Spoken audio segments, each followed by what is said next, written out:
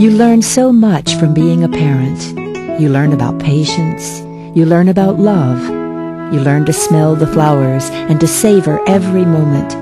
And sometimes you may even discover how life is meant to be lived. When doctors John and Laura Fiveash welcomed their premature triplets into the world, they knew better than most first-time parents that they would have to take it one day at a time. Both of us, obviously he being a physician and I being a former pediatric and NICU dietitian, knew what 26-week triplets look like, and that the national averages were not very good. 70% survived, so we were looking at 1 out of the 3 probably not surviving. They were delivered April 25th, and their second day, Nicholas had a brain bleed. And I remember very, very well, John, who's usually very, together and not real emotional, cried very hard that day because he knew that Nicholas's life was going to bring many challenges. On May 17th, Nicholas started having problems with his bowel, and so they transferred him to Children's, where Dr. Harden ended up doing emergent surgery. So that was on a Thursday. On that Saturday night, Dr. Wally Carlo, who was the attending at the time in the NICU, came to us and said, Laura, it's just not looking very good. He's on 100% oxygen, he's on everything that we can give him, and he's still not doing very well. I think we need to go ahead and baptize him.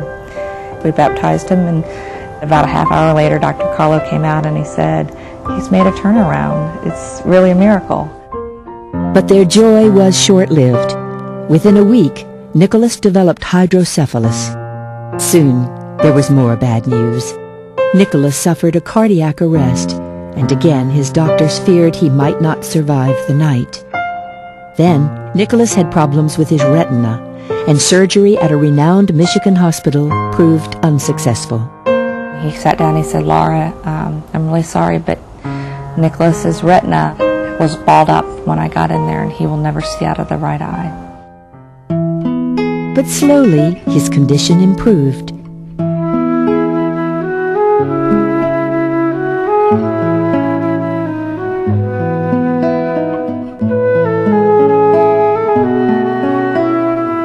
Then, just when it seemed Nicholas was on the way to recovery, he appeared to suffer a seizure.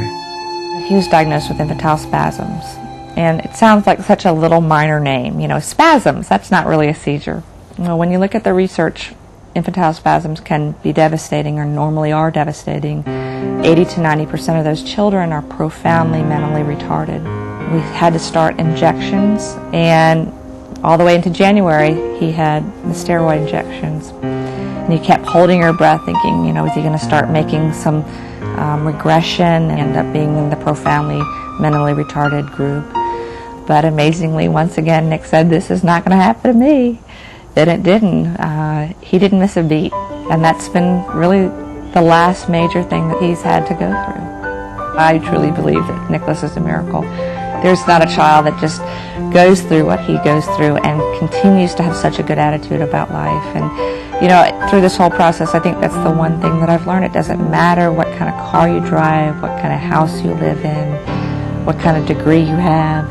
What matters is that every single day you enjoy your life. And I look at him and he smiles and he laughs and he looks at me in the eyes and says, Mommy, why are you sad? I love my life. And it's always neat to take him back up there and say, look at him. This is because of the time and energy that each of you spent on him. And I can't thank them enough.